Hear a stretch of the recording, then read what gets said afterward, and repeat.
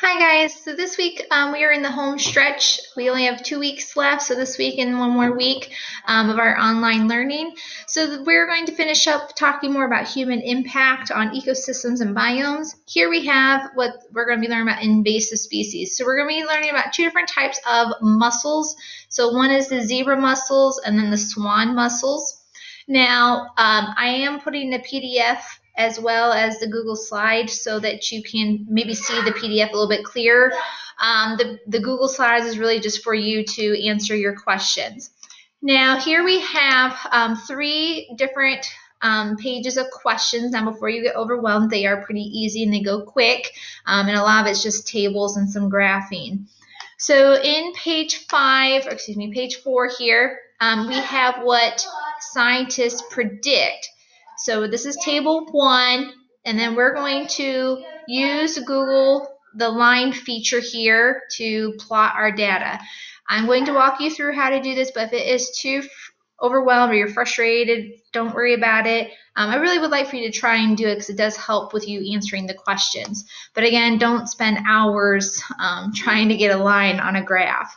So here, this is table 1. It says using a black pencil. Again, whatever line color you want to use, probably something brighter color, that way it will show up. So this is again where it says prediction. So we see here 1960 to 1962, there are 0 zebra mussels. So if I come down here, I'm going to use my line feature. Let's see if this works well for me. And part of the problem is when I'm filming, it wants to do something weird. When I'm not filming, it's just fine. So I'm going to make this line and bring it down here. Again, it does not have to be perfect. I am going to change the color to this purple so you can see it a little bit better. And then this section of lines can make the line thicker, so it's a little bit easier to see. So again, to the best that you can, right there's my line. So I have the 0. When I come back up from 1962 to 1964, there are 203. So again, I'm going to come down here. Here's 1964. And our lines are every 200. So we have 200, 400, 600, 800. So my next line is going to be in between. And again, we're going to make it all kind of weird. So this should not happen to you because you are obviously not filming your computer. So here we are. It's the best that you can. That looks about right. And again, it does not have to be perfect. So making it my pink color and changing the thickness of the line to show you. So that is all you're going to do. You're going to then finish up. So from 1964 to 1968, we have almost 400. So use your best estimates to get it close as possible.